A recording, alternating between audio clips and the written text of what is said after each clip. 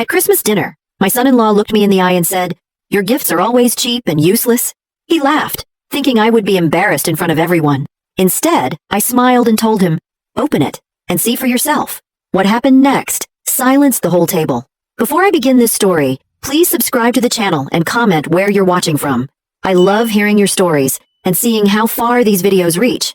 My name is Helen Brooks, and I am 68 years old. Christmas has always been my favorite time of year. For me, it is not about the money spent or the size of the gifts, but about gathering around the table, sharing food, and creating memories that last. After losing my husband Samuel, I promised myself I would keep the holiday spirit alive for my daughter Rachel, her husband Ethan, and especially my granddaughter Lily. I live on a modest pension, so I cannot buy the latest gadgets or designer clothes. Instead, I put time and thought into every present I give. I believe a gift should carry meaning, not just a price tag. Rachel has always appreciated this, and little Lily treasures every small thing I give her. But Ethan, my son-in-law, has never tried to hide his disdain. He likes expensive watches, fine suits, and things that shine. To him, my gifts have always been too simple, too plain, too unworthy of his attention. Still, I kept on trying. I baked his favorite cookies, I wrapped his presents neatly, and I did my best to show kindness. I wanted to believe that one day he would see the effort behind my actions. But deep down, I knew he saw me as nothing more than the old woman who gave him gifts, not worth keeping. Christmas dinner had always been a tradition I looked forward to. I had been up since dawn, preparing my share of the food, making sure everything was just right. The turkey had been roasting in Rachel's oven for hours, the smell filling the house with warmth. The table was set with red and gold napkins.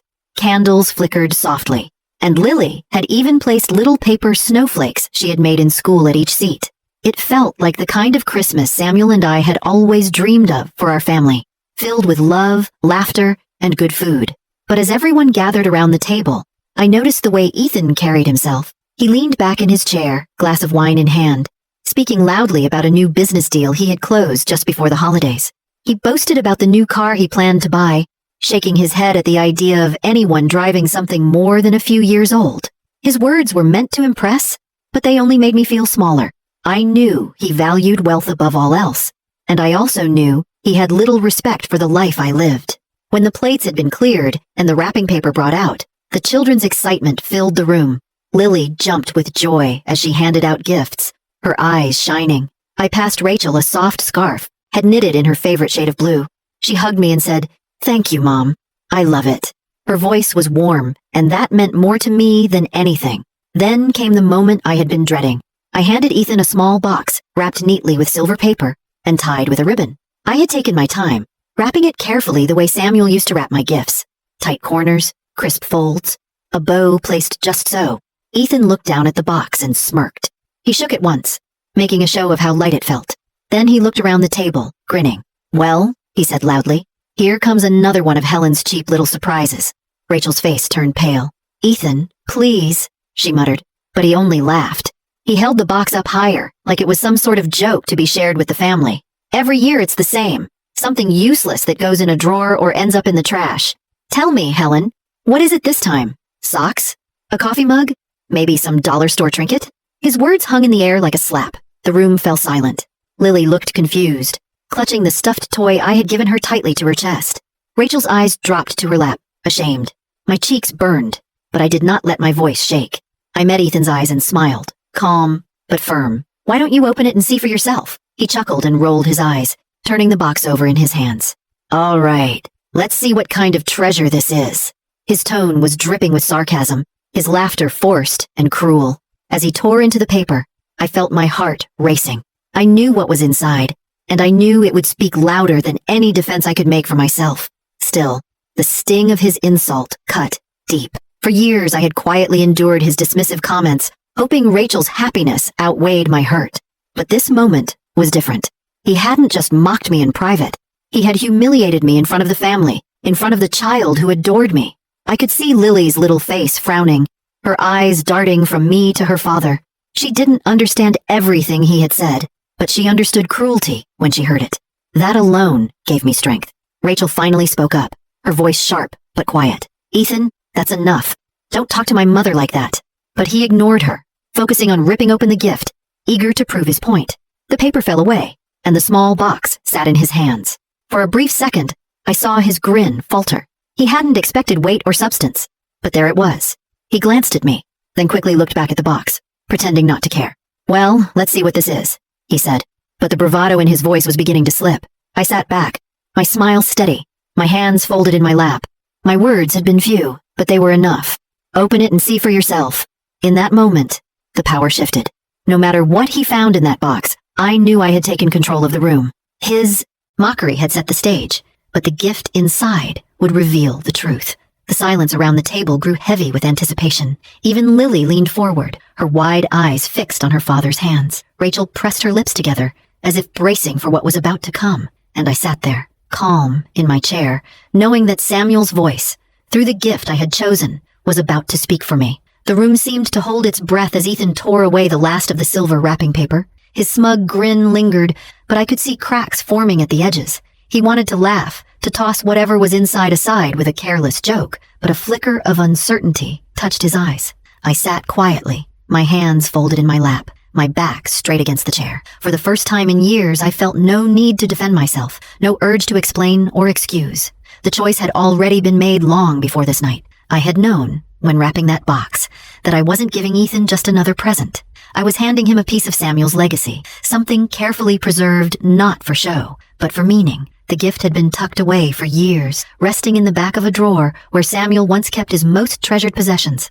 Before he passed, he told me gently, "One day, Maggie, give this to Rachel's husband. Maybe it will remind him what truly matters in a family." At the time, I wasn't sure Ethan would ever understand the weight of such a gift, but I trusted Samuel's wisdom. He had always believed in leaving lessons where words could not reach. As Ethan pried open the lid of the small box, the tension in the room grew thick.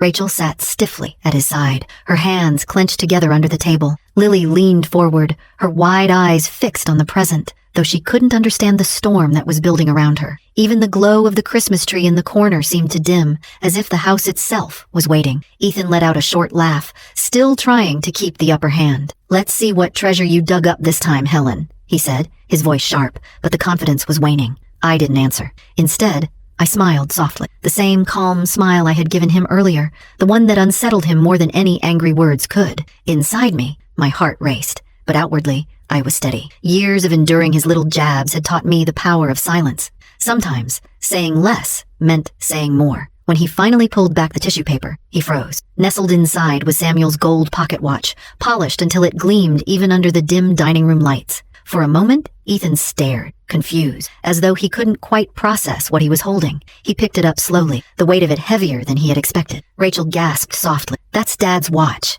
she whispered, her voice trembling. Lily's eyes lit up. "Grandpa's watch. Grandma showed me that once." The smirk slid completely from Ethan's face. He turned the watch over in his hands, his arrogance replaced with unease. His thumb brushed across the back, where Samuel had engraved the initials SH years ago. "There's more," I said finally, my voice calm but firm. "Look under the watch." He hesitated, then pulled out the folded piece of paper that had been resting beneath it. His expression was tight now, no trace of humor left. Rachel leaned closer, her face pale as he unfolded the letter. I watched as his eyes moved across the first lines. His jaw clenched. His bravado, the shield he wore so proudly, was crumbling piece by piece. Everyone else stayed silent, the only sound the faint crackle of the fireplace behind us. This was the moment I had been waiting for. Not revenge, but revelation. Samuel's words, written years before, were about to cut through Ethan's arrogance and remind him of the values he had long ignored. I sat tall in my chair, steady in the quiet power of that moment. Ethan had thought he could mock me, humiliate me, and make me small in front of my family. But now, with Samuel's watch in his hand, and Samuel's letter unfolding in front of him, he was the one shrinking under the weight of something far greater than himself. In that silence, I realized something important. I had chosen dignity over anger, patience over pride. I had not fought back with insults, because Samuel had already armed me with something stronger. His words, his legacy, and his love. The power in the room shifted. It was no longer Ethan's mocking voice that controlled the moment. It was Samuel's memory, alive in the gift I had chosen to give. And as Ethan's lips parted, about to read the letter out loud, I knew the tide of this Christmas dinner had completely turned. Ethan unfolded the letter with a shaky hand, though he tried to mask it with a scoff. He muttered something under his breath about old-fashioned drama, but the room had already shifted. His earlier laughter felt distant now, like a poor act no one believed in anymore. Everyone leaned in, waiting. The letter was written in Samuel's familiar handwriting, slightly uneven from the tremor he had developed in his last years, but still strong. Ethan cleared his throat and began to read aloud, his voice louder than necessary, as if volume could cover the unease growing in him. To the man my daughter chose to marry, it began. I give you this pocket watch, not for its gold or for its age, but for what it represents. It belonged to my father before me, and to his father before him. It is not a toy, not a decoration, and not just a way to tell the hour. It is a reminder. Every second it ticks is time you will never get back. Every minute is a chance to choose what kind of man you want to be. Ethan's voice faltered slightly. He glanced at Rachel, then at me, before looking back down at the paper. When you married my Rachel, you became part of this family. That means more than sharing meals or holidays. It means respect, kindness, and the willingness to put others before yourself. Margaret, my wife, has carried this family on her shoulders in ways many never saw. When I was ill, it was her who worked long nights and early mornings. It was her who kept food on the table and hope in our home. Without her, nothing we built would have survived. If you cannot see her value, then you see nothing at all. The room was silent, except for the sound of Ethan's voice cracking as he read. Rachel covered her mouth with her hand, tears forming in her eyes. Lily sat with her chin resting on her palms, her eyes wide as if she understood that this moment was bigger than all of them. Ethan swallowed hard before continuing. This watch is yours now, but it is not a prize. It is a responsibility. It should remind you that life is not measured in money or possessions, but in how you treat the people around you. If you laugh at love, if you mock generosity, you lose more than you know. You lose time, you lose family, and one day you will wish you could take it back. His voice trembled. He paused, blinking quickly, trying to regain the smugness he had lost. But the words on the paper left him no escape. So take this watch and wear it with humility, and when you look at it, remember that the woman you mock is the reason you have a wife who loves you and a daughter who adores you. Without Margaret, you would not be sitting at this table today. Treat her with the respect she has earned, or this gift will mean nothing. Ethan's voice faded on the last sentence. His eyes stayed fixed on the letter, unable to meet mine. The smirk that had once twisted his face was gone. In its place was something raw. Shame, maybe, or the slow realization that he had been exposed in front of the very people whose respect he had taken for granted. Rachel reached across the table and placed her hand gently on mine. Mom, she whispered, her voice breaking. Dad was right. You've always been the strongest part of this family. Tears spilled down my cheeks. Though I held myself tall, I didn't speak. Samuel had spoken for me, even years after his passing. He had given me back my voice through his words, and for the first time in a long while, I felt seen, not just as an old woman, not as a burden, but as the foundation of the life we had all shared. Ethan set the letter down slowly, the watch resting in his palm. His shoulders slumped as though a weight he had never recognized before had suddenly pressed down on him. He opened his mouth, then closed it again, the usual quick words failing him. Finally, in a voice barely above a whisper, he muttered, I didn't know. Lily broke the heavy silence. She smiled at me, her young face glowing with sincerity. Grandma, your gifts are the best. I love them. She climbed onto my lap and hugged me tight, as if sealing the truth in the most innocent way. For the first time all night, I let myself breathe fully. Ethan had tried to humiliate me, to strip away my dignity in front of the family. Instead, he was the one left humbled, his arrogance shattered by the voice of a man he could never measure up to. Samuel had been gone for years, but in that moment, he was sitting at the table with us, protecting me, reminding everyone of the love and strength that had carried us through a lifetime. The climax of that evening wasn't in Ethan's silence or in Rachel's tears. It was in the shift that took place around that table. From that moment on, everyone knew the truth. I wasn't just the old woman with cheap gifts. I was the heart of this family, and Samuel's words had made sure no one would ever forget it again. After Ethan set the letter down, the room stayed quiet. The air felt different, as though the weight of Samuel's words lingered over every one of us. I sat still, with Lily's small arms wrapped around my shoulders, her warmth giving me comfort. Rachel dabbed her eyes with a napkin, and when she finally looked up, I could see the mix of pride, sadness, and relief written all over her face. For years she had tried to balance her marriage with her loyalty to me, but in that moment, she knew where the truth lay. Ethan remained in his chair, staring at the watch in his hand as though it burned him. His shoulders were no longer pulled back with arrogance.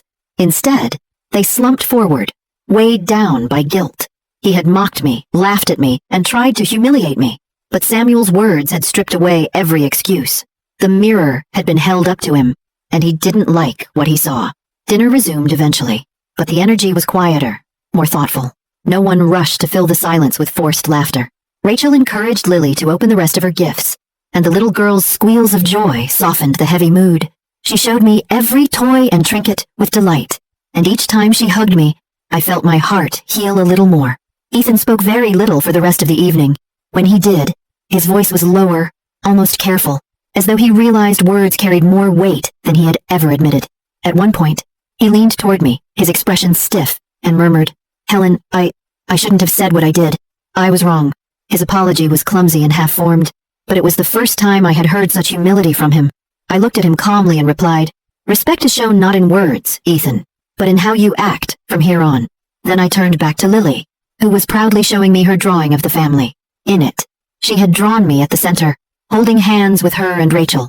My eyes filled with tears again, not from sadness this time, but from the reminder that the love of a child holds more truth than all the wealth in the world. When the night came to an end, Rachel walked me to the door. She held my hands tightly and whispered, "Mom, thank you for everything.